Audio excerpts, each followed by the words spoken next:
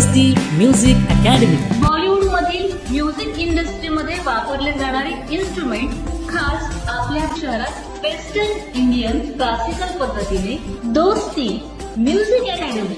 आमच्याकडे guitar, piano, flute, drums, police band इत्यादीचे classes घेतले जातील.